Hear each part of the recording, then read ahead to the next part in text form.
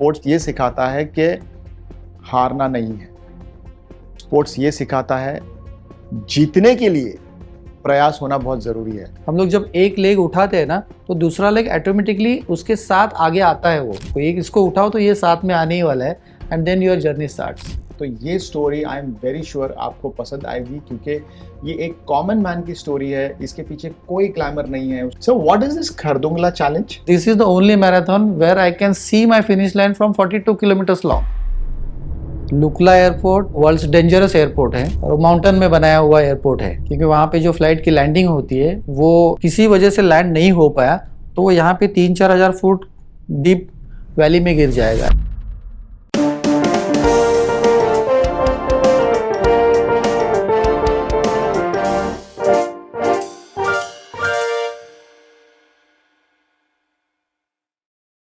हम लोग इवेंट से जब आए तो हम 6 लोग थे। 6 लोग के 6 बड़े बड़े बॉक्सेस थे साइकिल के।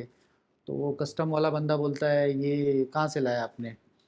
तो हमने उनको बोला कि हम ये लेके गए थे, हम लोग इवेंट के लिए गए थे, we represent India in Malaysia, ये सब बोल रहे। तो वो बंदा बोलता नहीं वो सब ठीक है, तो इसका आपको अलाउ नहीं है लाने के लिए। तो हमने बोला हमने लाया नहीं है, ये हमारा ही है, हम लेके गए। तो उसका जब लेके गए तभी उसका कुछ आपने कस्टम्स को कुछ दिया है क्या?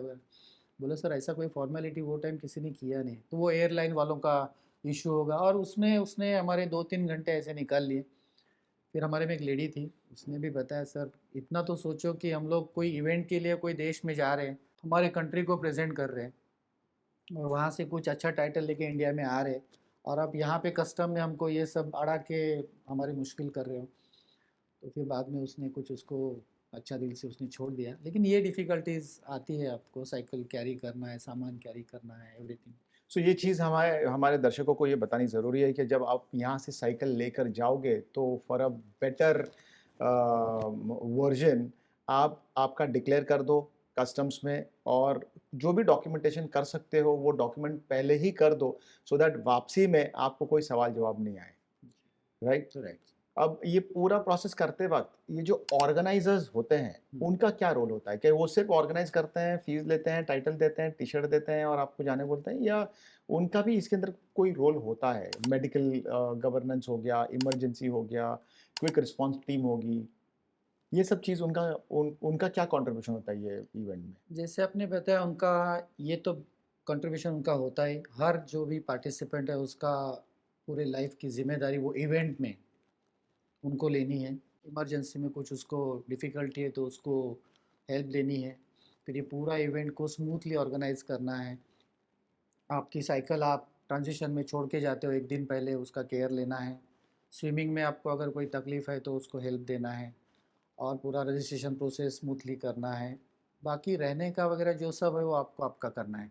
लेकिन ऑर्गेनाइज़र का ये इवेंट स्टार्ट से इवेंट ख़त्म होने तक का पूरा जो ऑर्गेनाइजेशन है, जो जो भी उसको ऑर्गेनाइज़ करना है वो उनको ही करना है। और मैं कहूँगा कि वो अच्छी तरह से करते हैं।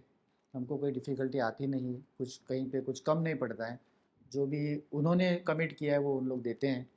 और फिर जैसे रनिंग में आपको फूड पानी का जो भी आपको अरेंजमेंट करना है, टेंट्स लगाने भी, वो सब प्रॉपरली होता है उनका।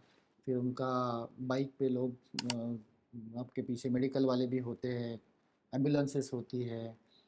इमरजेंसी में कुछ चाहिए तो उनका हेल्प मिलता है। आप अभी जैसे हमारे इसमें मैंने बताया कि एक बंदे का साइकिल का नट गिर गया और उसकी साइकिल अ, चल नहीं पाई, तो उसको वहाँ पे हेल्प मिला। लेकिन अनफॉर्चुनेटली उसके पास वो नट नहीं था। वो बोला कि पंचर है, कुछ है तो मैं कर सकता हूँ, लेकिन ये नट मेरे पास नहीं है, तो उसको इवेंट छोड़ना पड़ा। लेकिन उन्होंने हेल्प किया वो टाइम, वो आए, उन्होंने देखा, ट्राई किया, लेकिन नहीं हुआ। तो ये ऑर्गेनाइज़र का पूरा रोल होता है कि वो कोशिश करते बट हैं आपको जैसे सही अलग-अलग तरीके से। देशों में ये काम चलता है, तो ये अलग-अलग देशों की भाषाएँ भी हमें समझ में आनी चाहिए। अगर समझो ये जापान में हो रहा है या मलेशिया में हो रहा है या यूएस में हो रहा है, तो वहाँ की भाषा भी हमें समझ में आनी चाहिए। तो organisers are okay in communicating with your language, और you will yes. Have to adapt their language? No no no, वो इंग्लिश में तो बात करते ही है। अभी हम लोग मलेशिया में तो मैक्सिमम मुस्लिम लोग हैं मलेशिया में, और उनका लैंग्वेज भी अलग है, लेकिन वो बात करते हैं इंग्लिश में, तो लैंग्वेज बैरियर नहीं होता है आपको।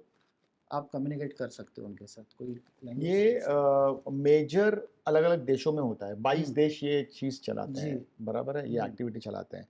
तो ये जब एक्टिविटी चलाते हैं तो इसके साथ में कोई स्पेसिफिक एफिलिएटेड बॉडी है जो ये ऑर्गेनाइज़ करती है या इट्स अ कोई कोई प्राइवेट बॉडी है? Like for example Olympic association ये हुँ, एक अलग बॉडी है, जी, इंडियन ओलंपिक एसोसिएशन ये एक अलग बॉडी है। हुँ, तो कोई भी इवेंट करते वक़्त हमें उस पर्टिकुलर फेडरेशन की या वो ऑर्गेनाइज़ेशन की हमें मान्यता लेनी पड़ती है। जी। तो Iron Man is also a title which is affiliated to any specific federation और body? Yes, there is World Triathlon Corporation, जो ये पूरा आयरनमैन का इवेंट के रूल्स सेट करते हैं। उसके पूरे जो भी रिलेटेड जो भी मतलब रेगुलेशंस वो सेट करता है। फ़ीस कितनी चार्ज करनी है वो बताता है। इवेंट में कैसे होना चाहिए, रूट कैसे होना चाहिए, रूट आपके प्रॉपर है या नहीं है, रूट सपोर्ट आपके प्रॉपर है या नहीं है, आपने कौन से डिजिटल सिस्टम यूज़ किए हैं उसके लिए, वो नापने के लिए।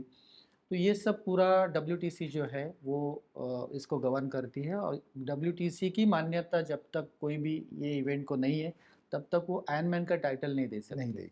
जैसे हमारे कोल्हापुर में ये सेम डिस्टेंस की इवेंट होती है, हाफ, जिसको हम लोग हाफ आयरन मैन बोलते हैं, जिसमें कि पूरा डिस्टेंस आपका आधा आधा हो जाता है। स्विमिंग जो आपका है वो हाफ हो जाता है, फिर साइकिलिंग 90 किलोमीटर हो जाता है और रनिंग 21 किलोमीटर होता है।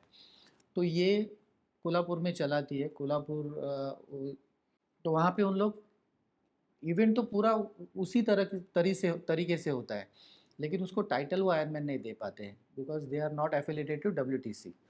तो वो उसका बर्गमैन करके टाइटल देते हैं, वो बोलते हैं उसको बर्गमैन, बर्गमैन। बर्गमैन का ये शायद जर्मन या फ्रेंच वर्ड है, it's similar to the mountain man को बर्गमैन बोलते हैं।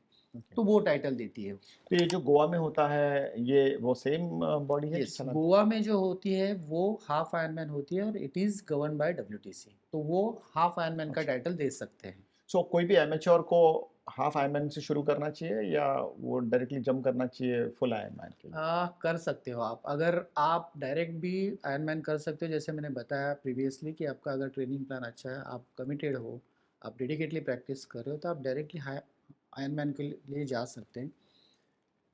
एडवाइजेबल है, अगर आप हाफ आयरनमैन करते हो तो आपको एक आइडिया आ जाती है, फेयर आइडिया आ जाती है कैसे स्विमिंग होता है। फिर स्विमिंग के बाद साइकिलिंग में जाना है, तो वो ट्रांजिशन पीरियड जो है, इसमें हमको क्या क्या चेंज करना पड़ता है, गॉगल्स निकालने हैं, कैप निकालने हैं, फिर हेलमेट पहनना है, साइकिलिंग शूज़ पहनने हैं, अटायर चेंज करना है, ये थोड़ा आपको आइडिया आ जाती है कि यही मेरे को फुल आयरनमैन में करना है। तो अगर मैं हाफ आयरनमैन करता हूँ, तो I will be more comfortable to go for full Ironman. लेकिन ऐसा कोई ज़रूरी नहीं कि आप हाफ़ करें फिर उसके बाद ही फुल को जाए, आप डायरेक्टली फुल को भी जा कर सकते हैं। सकते हो। जी, जैसे भी आपने बताया कि आपकी एक्सेसरीज़ होती है, जी। तो ये एक्सेसरीज़ आप कैसे कैरी करते हैं? जब आप स्विमिंग करोगे तो आप स्विमिंग कॉस्ट्यूम में होते हो, हुँ, आपके गॉगल हैं, आपका हेड गियर्स है, आप जैसे स्विमिंग खत्म हो जाएगा, आपको इमीडिएटली साइक्लिंग पे जाना है, जी। तो साइक्लिंग सूट अलग होता है। हाँ, इसमें क्या होता है कि जैसे आपने बताया, एक ट्राई सूट आता है, जो जो हमने पहना था, कि वो एक ही ट्राई सूट पे हम लोग तीनों इवेंट कर सकते हैं। ओह! ये बहुत अच्छी ट्राई सूट आती है। तो उसमें ऐसे होता है कि स्विमिंग के लिए आप एक बार ट्राई सूट हमने पहन लिया, स्विमिंग गॉगल और स्विमिंग कैप पहन लिया, हम लोग स्विमिंग को चले गए।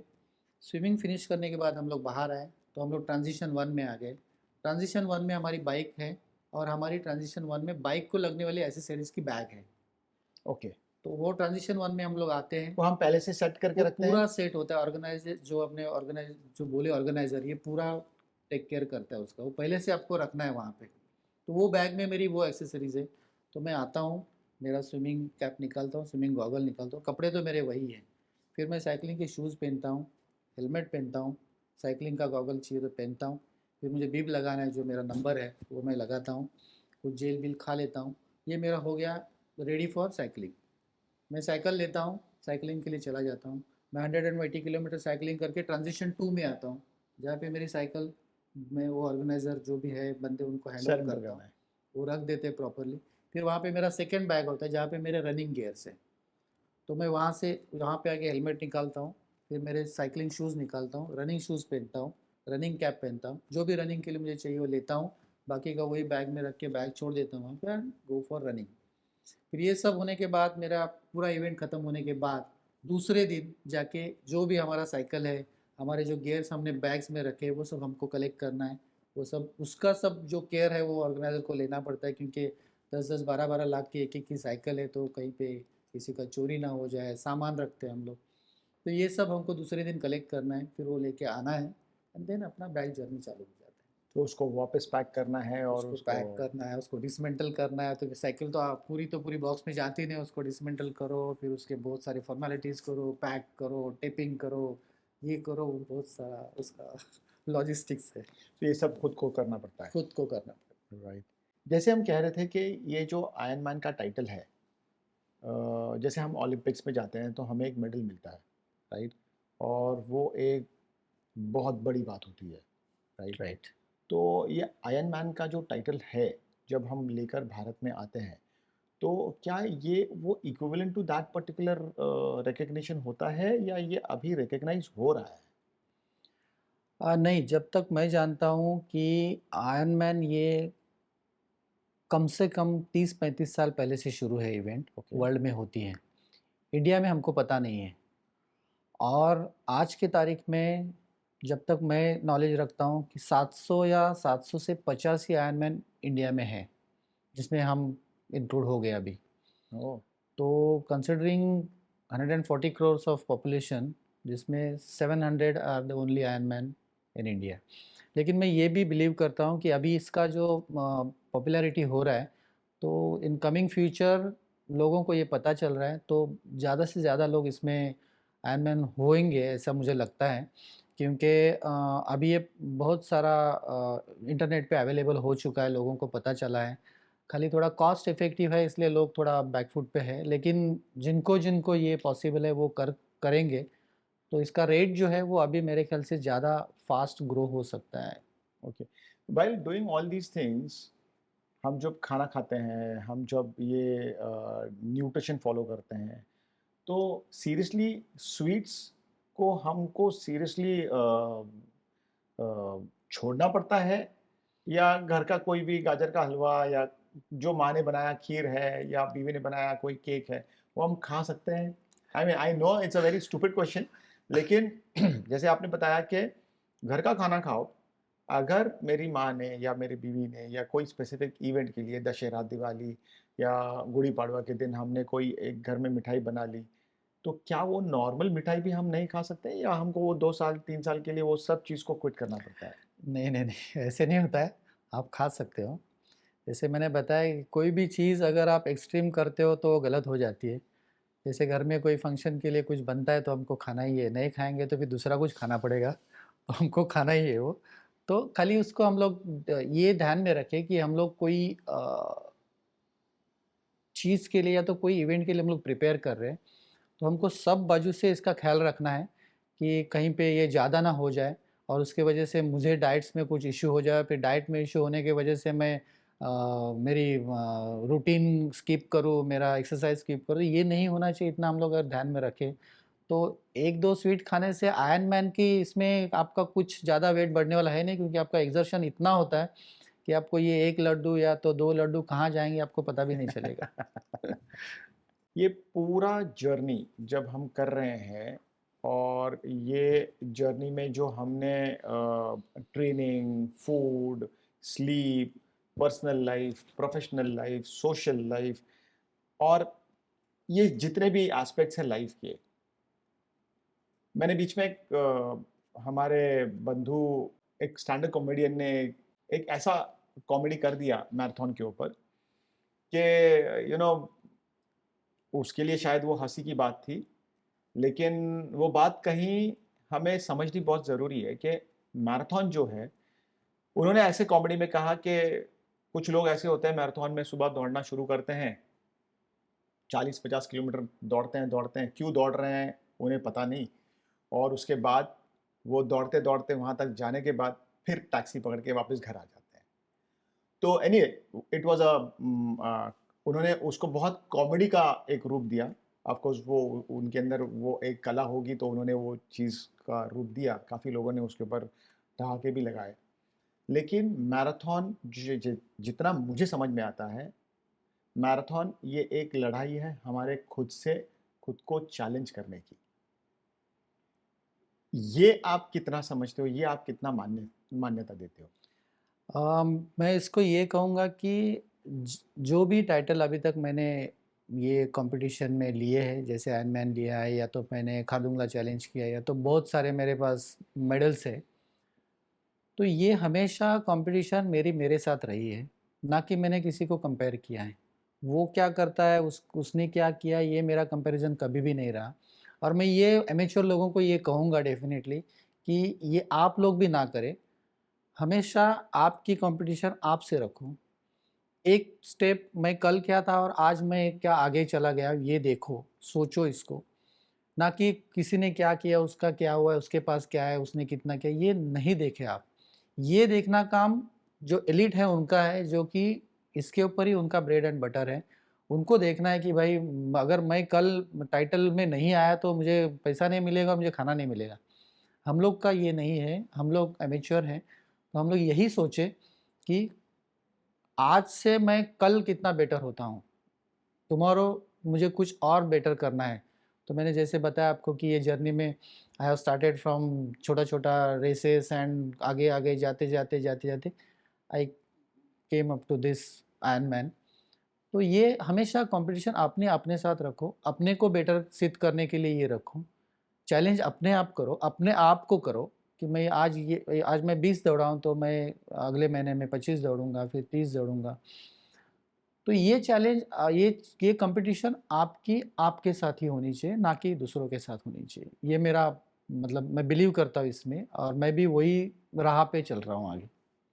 सो मैराथन ये हमेशा आपकी रेस आपके साथ रही है करेक्ट। और आप कल से आज कितना बेहतर हो, जी। यही सिखाता है। जी, जी। सो ये पूरे जर्नी में जितने भी पार्टिसिपेंट्स जाते हैं, कितना सक्सेस रेट होता है सबका? अ, आयरन मैन का एक इवेंट में जब तक मैं समझता हूँ कि 1,500 से 2,000 लोग पार्टिसिपेट करते हैं ऑल ओवर वर्ल्ड। इंडिया से आप देखोगे तो एक इवेंट में कम से कम 30-35 लोग तो इंडियन होते हैं। इसका सक्सेस रेट 80 टू 90% है, लोग कंप्लीट कर लेते हैं। 10% जो लोग हैं नहीं कर पाते due to any reason, due to accident होगा, फटीग होगा, उतना प्रिपरेशन नहीं हुआ होगा या तो कुछ सडनली कोई उनको इश्यू हुआ होगा। अदरवाइज़ इसका सक्सेस रेट 80 टू 90% पक्का है। अच्छा, तो जितने लोग जाते हैं उसमें से समझो 10 से 20% वो क्वालीफाई कर नहीं पाते नहीं हैं पाते हैं। बिकॉज़ ऑफ जी, व्हाटएवर रीज़न्स, अनफॉर्च्यूनेट जी। रीज़न्स। बट 80-85 के ऊपर लोग लोग करते इसको हैं, पास आउट कर जाते करते, हैं। करते। इसका कोई स्पेसिफिक एज कैटेगरी होती है कि ये होना है सिर्फ़ 18 से लेके 40, 50, 60 या उसके भी आगे उसके आगे भी लोग करते हैं। मैंने तो देखा है 70 साल वाले, 75 साल वाले लोगों ने भी आयरन मैन किया ओह है। Is it? यस, तो है, मैंने नेट पे भी चेक किया, लोग हैं करने वाले। तो उसके आगे 80-90s में किया होगा शायद, किसी ने देखना पड़ेगा, लेकिन उसको कोई एज लिमिट उन्होंने रखा नहीं है। तो इसलिए उनका ब्रीद वाक्य भी वही है ना, एनीथिंग इज़ पॉसिबल। तो कर लेगा कोई भी, उससे प्रॉब्लम नहीं। So what is this Khardung La challenge? Khardung La challenge is a 72 kilometre ultra marathon okay, which helds in Ladakh. सो आप कभी लद्दाख जाओगे तो लद्दाख में खारदुंगला करके एक टॉप है। La la stands for a pass, any pass, जैसे कोई भी पास होता है तो उसको ला ला कहते हैं लद्दाख में। तो वो it's highest, world's highest motorable way है। तो आप कभी वहाँ जाओगे तो आपको पता चलेगा खारदुंगला एक वर्ल्ड्स हाईएस्ट मोटरेबल वे है जहाँ पे ये मैराथन होती है। इसमें ऐसे होता है कि मैं थोड़ा ट्रायंगुलर शेप में आपको बताता हूँ। ये शेप है, ये आपका खारदुंगला टॉप है, ये लेह सिटी है और यहाँ से ये बाजू में आपका खारदुंग विलेज है। तो that marathon starts from Khardung village, it it goes up to Khardungla top and then descend to Leh. तो ये जो 72 किलोमीटर की अल्ट्रा मैराथन है, इसमें आपको यहाँ से यहाँ तक आने के लिए 30 किलोमीटर का डिस्टेंस है और ये पूरा असेंड है। जैसे मैंने शेप बताया, ट्रायंगुलर शेप है, ये पूरा असेंड आपको करके यहाँ तक आना है। उसके बाद ये पूरा डिसेंड है 42 किलोमीटर का। It's the only marathon which I ran till my life, जहाँ से मुझे From the top of this Khardungla, I can see my finish line. Oh. 42 kilometre की finish line I can C from here. यहाँ पे एक शांति स्तूपा करके स्तूपा है जहाँ पे आपकी ये ख़त्म होती है। तो अभी तक की कोई भी मैराथन में रन की है उसमें मुझे फिनिश लाइन दिखती नहीं जब तक मैं फिनिश लाइन के पास जाता हूँ। लेकिन this is the only marathon where I can see my finish line from 42 kilometres long. वो डिस्टेंस से मुझे मेरे की फिनिश लाइन दिखती है। It's a very challenging ultra marathon. इसमें ये है कि वेदर चैलेंज बहुत है यहाँ पे। यहाँ पे ऐसे है कि आपकी ये मैराथन सुबह 3 बजे चालू होती है। That time the temperature drops to minus. फिर उसके बाद आप यहाँ पे आते हो तब तक सनराइज़ होता है, टेम्परेचर स्लोली गोज़ अप। उसके बाद जहाँ पे आप यहाँ पे थोड़ा आगे आते हो, it's almost you crossed 50 kilometre, तो यहाँ पे हीट हो जाती है। उसके बाद आप लेह में पहुँचते हो तब तक दोपहर के कुछ बज जाते हैं और वहाँ पे बहुत हीट होती है। तो ये चैलेंज होता है यहाँ पे। एक तो ये 18,500 फीट पे आप हो जहाँ पे आपको ऑक्सीजन की सबसे बड़ी प्रॉब्लम होती है। सेकंड है वेदर है कि क्लाइमेट बहुत माइनस से फिर थोड़ा टेम्परेचर फिर ज़्यादा टेम्परेचर। तो बॉडी का ट्रांसफॉर्मेशन जो है, बॉडी में जो ट्रांसफॉर्मेशन होता है वो होने के लिए टाइम ही नहीं मिलता है बॉडी को। जैसे हम लोग कोई चीज़ के लिए एक्लेमेटाइज करने जाते हैं तो it will take days, some days आपको जाना है, तभी आप राइट। जाके उसको एक्लेमेटाइज होते हो। ये सिचुएशन में आपके पास टाइम ही नहीं है बॉडी को, तो वो अलग चैलेंज हो जाता है कि बॉडी को ट्रांसफॉर्मेशन ट्रांसफॉर्मेशन के लिए टाइम ही नहीं मिलता है। So it's a very tough marathon.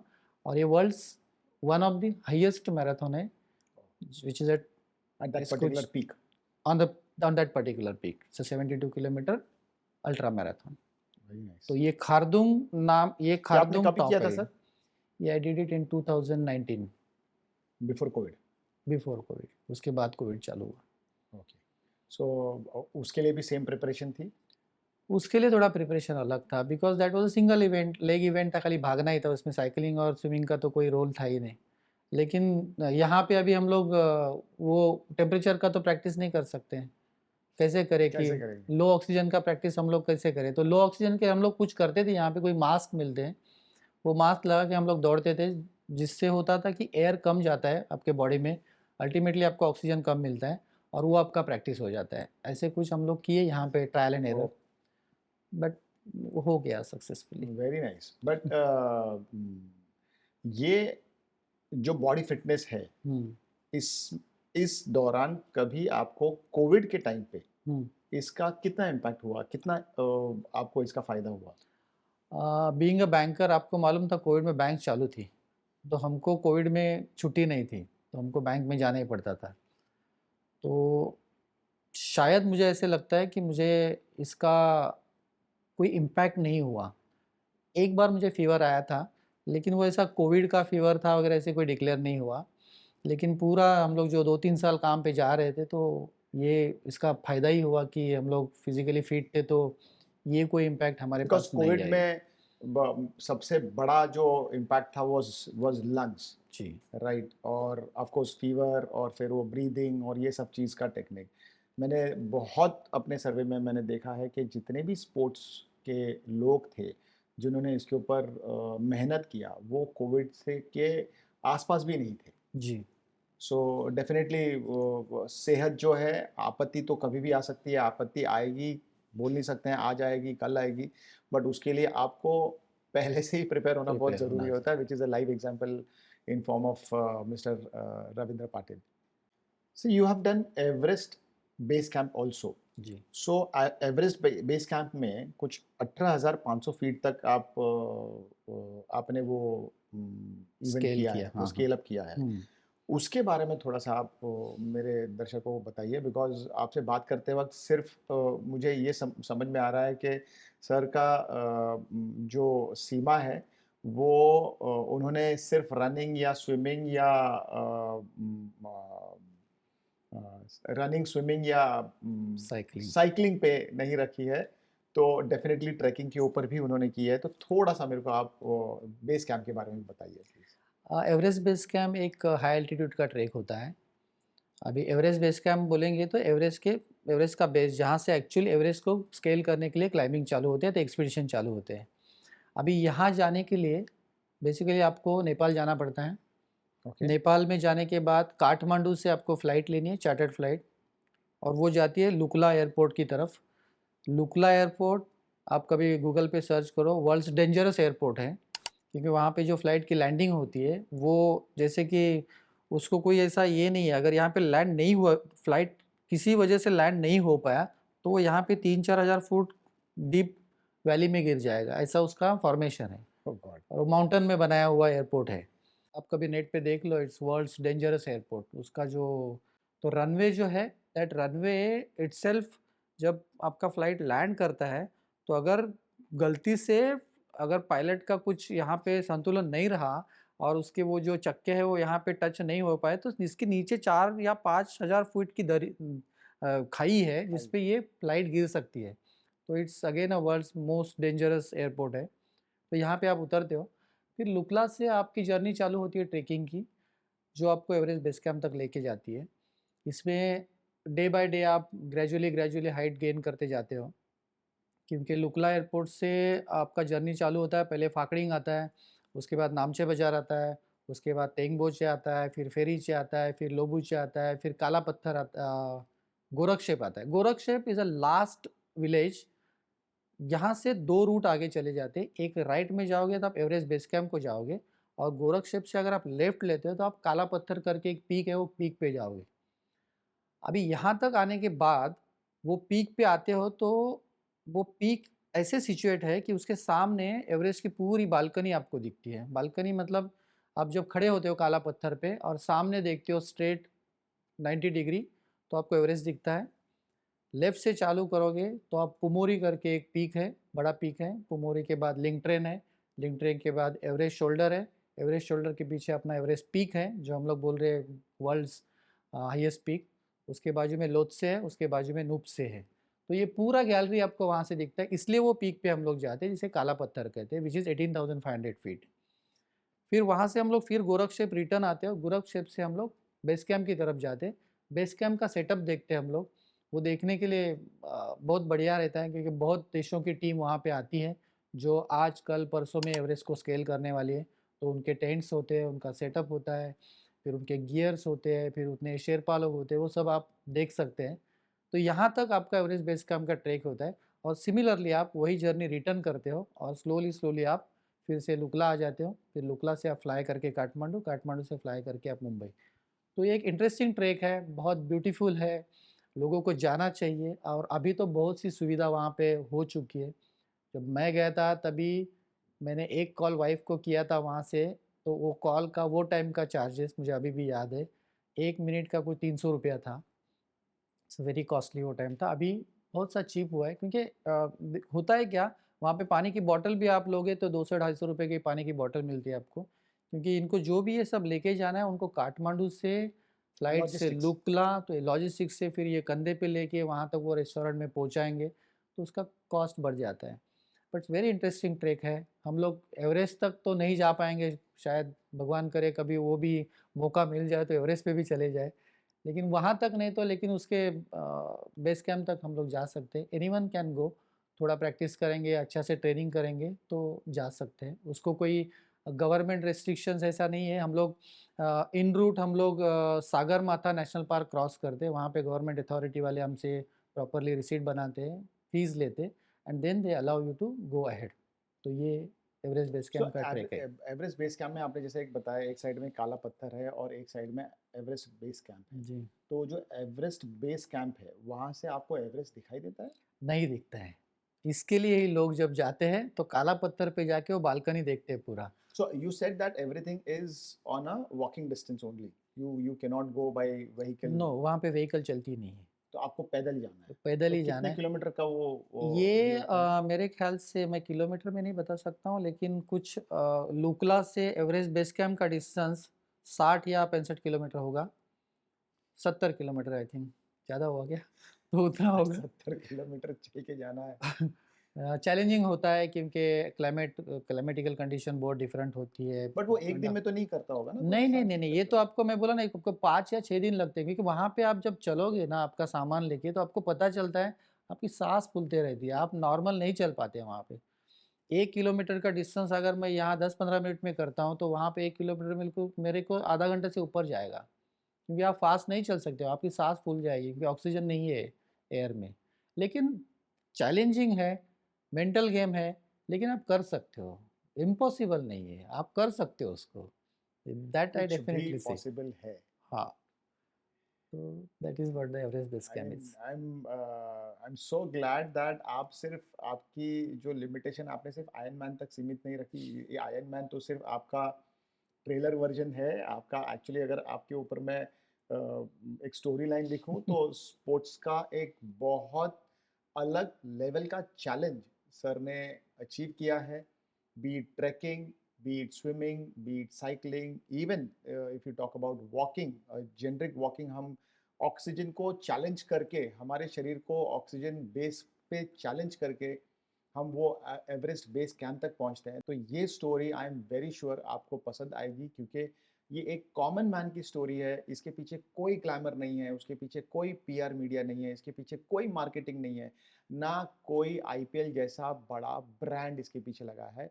ये एक कॉमन मैन है जो चाहता है कि मैं फिट रहूं, और ये ऑफ कोर्स उसकी हॉबी भी है और ये पैशन भी है। ये विदाउट पैशन, विदाउट हॉबी यहाँ तक हम नहीं पहुँच सकते डेफिनेटली। तो मैं आपको ये नहीं कहूँगा कि आप आज ही बेस कैंप पे जाइए। पहले आप ये समझिए कि अगर बेस कैंप पे जाना आपकी हॉबी या पैशन है तो पक्का जाइए। अगर आपको आयरन मैन के लिए जाने की इच्छा है, पैशन है, तो जाइए, नहीं तो normal walking is also fine, yes yes, fine. Right? I would definitely advice लोगों को, यही मेरा एडवाइस होगा कि जहाँ पे हो, जहाँ से हो, चालू करो। Don't wait for being a perfect, perfection के लिए मत जाओ। जहाँ से भी अभी आपको शुरू करना है, शुरू करो, लेट स्टार्ट। हम लोग देखो, एक एक मैं हमेशा एग्जांपल देता हूँ। हमारे 2 फीट जो है, हम लोग जब एक लेग उठाते हैं ना, तो दूसरा लेग ऑटोमेटिकली उसके साथ आगे आता है वो। तो आपको एक को उठाना इतनी ज़रूरत है, आपको एक इसको उठाओ तो ये साथ में आने ही वाला है, and then your journey starts. तो What a beautiful and profound way of telling a journey, कि अगर हमें शुरुआत करनी है तो वो पहला कदम, वो जो 1 सेकंड का जो डिसीजन होता है कि मुझे आज ये कदम उठाना है, पहला कदम उठेगा तो दूसरा कदम अपने आप पीछे चला जाएगा, अब पीछे आ जाएगा। और ये जो जर्नी है ये कभी रुकने वाली नहीं है। तो जैसे आज के पॉडकास्ट के माध्यम से हमें ये समझ में आता है कि it is a continuous process. आप दौड़ो, आप भागो, आप चलो या आप रेंगो, लेकिन आप आगे बढ़ो। ये एक बहुत ब्यूटीफुल मूवी का ये एक डायलॉग रहा है, और ये उस इसने मुझे हमेशा प्रेरित किया है कि मैं आगे बढ़ना चाहता हूँ, मैं उड़ना चाहता हूँ। उड़ नहीं पाया तो मैं दौड़ना चाहता हूँ, दौड़ नहीं पाया तो मैं चलना चाहता हूँ, चल नहीं पाया तो मैं रेंगना चाहता हूँ, लेकिन मैं आगे बढ़ना चाहता हूँ। आप हमारे पॉडकास्ट पर आए, और आपके माध्यम से हमारे पॉडकास्ट ने आज इतना कुछ सीखा कि एक स्पोर्ट्समैन बनने के लिए स्पेसिफिक फ्रेटर्निटी की ज़रूरत नहीं होती है कि मैं क्रिकेट ही खेलूँगा, जी बैडमिंटन ही खेलूँगा, मैं स्विमिंग ही करूँगा या मैं ओलंपिक्स में जाऊँगा। जनरली क्या होता है कि एक स्पोर्ट्समैन की जो एज होती है वो शुरू होती है 12-13 साल से, वो 20-22 तक आकर रुक जाती है, 25, 26, 27 साल तक वो फॉर्म में होता है, 30 और 35 साल के बाद वो रिटायर हो जाते हैं। This is what I have understood. Right. जब हमने the God of cricket Sachin Tendulkar को देखा, तब he got retired at a particular age. वहाँ पर तो कितने सारे लोग ऐसे होते हैं कि अपने करियर के पीक पे तभी वो शुरू करते शुरू हैं, कर, करेक्ट। और ये साहब रिटायर होते हैं। तो जी कोई भी हमने स्पोर्ट्स उठाकर देखा है तो हम देखे हैं कि वो स्पोर्ट्समैन की जो लाइफ होती है वो 30-35 साल के बाद या तो वो कोच बन जाते हैं, या तो ट्रेनर बन जाते हैं, या तो वो अपनी एकेडमी शुरू करते हैं, बट वो लाइमलाइट में बहुत कम होता है। So looking at marathon, looking at iron man, ये हमें ये सीख देता है कि ये कोई भी एज में आप स्पोर्ट्समैनशिप को एक्सेप्ट कर सकते हो, जी वो कैटेगरी में जा सकते हो, आप ट्रेन कर सकते हो। उसके लिए कोई क्वालिफिकेशन फिजिकल पैरामीटर्स की ज़रूरत नहीं है कि आपको इतने ही रन्स बनाने हैं, इतने ही मैचेस खेलने हैं, इतना ही स्पीड से आपको बैडमिंटन खेलना है, एजिलिटी या मूवमेंट या कोई भी। So it's a very beautiful concept of sports, because sports ये सिखाता है कि हारना नहीं है। जी स्पोर्ट्स ये सिखाता है जीतने के लिए प्रयास होना बहुत ज़रूरी है, और वो प्रयास रोज़ शिद्दत से होना चाहिए। और यही आज के पॉडकास्ट के माध्यम से रविंद्र जी के माध्यम से हमने ये सीखा कि कंसिस्टेंसी इज़ की टू सक्सेस। ज़रूरी नहीं है कि आपको हर प्रोजेक्ट में सक्सेस मिले, लेकिन ज़रूरी यह है कि वो प्रोजेक्ट को सक्सेस करने के लिए रोज़ सुबह से लेके शाम तक, शाम से लेके रात तक और रात से लेके फिर सुबह तक वो जर्नी हमें जीनी है। सिर्फ़ हमारे साथ ही नहीं तो हमारे साथीदार, जिसको हम अपनी फैमिली के वाइफ़, बच्चे, फादर, मदर, दोस्त, बिरादर, जो भी जिसको भी हम कहते हैं, उनको सबको साथ में लेके हमें ये ख्वाब पूरा करना है। और ये पूरा करने का जो हमें प्रोत्साहन आज आपके माध्यम से मिला, मेरा क्रू आज मोटिवेट हुआ है और आज डेफ़िनेटली वो कुछ और नया करने का सोचेंगे कि हमें भी शायद आयरन मैन के लिए जाने के लिए या वो किसी और को प्रोत्साहित करेंगे। जी, जी। धन्यवाद रविंदर जी, आप हमारे शो में आए और आपने हमें इतना सब कुछ इनसाइट्स दिया फॉर आयरन मैन।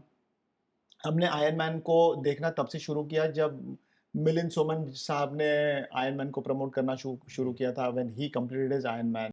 और उसके बाद बहुत सारे आईपीएस ने भी ये आयरन मैन का वो टाइटल लेकर इंडिया को रिप्रेजेंट किए हैं। And very proud to say that coming from a very humble family, coming from a banking, technically he is a banker by profession. और बैंकिंग एरिया में रहने के बाद भी उन्होंने अपना स्पोर्ट्स का करियर शुरू किया। ऑफ कोर्स उनकी लाइकिंग्स और towards the sports were always there, and वो लाइकिंग को उन्होंने आज एक टाइटल के स्वरूप में कंप्लीट किया एंड वो आज हमारे साथ बैठे हैं और हम बहुत प्राउड फील कर रहे हैं कि उन्होंने एट द एज ऑफ 53, 52, 52। 52 वो उन्होंने वो टाइटल लेकर आज देश में वापस आए हैं और हमारे जैसे नौजवानों को वो डेफिनेटली प्रोत्साहित कर रहे हैं कि हम भी ऐसे टाइटल जीतें। So thank you very much Ravindra ji हमारे शो पे आने के लिए। धन्यवाद। Thank you Rahul ji. Thank you so much.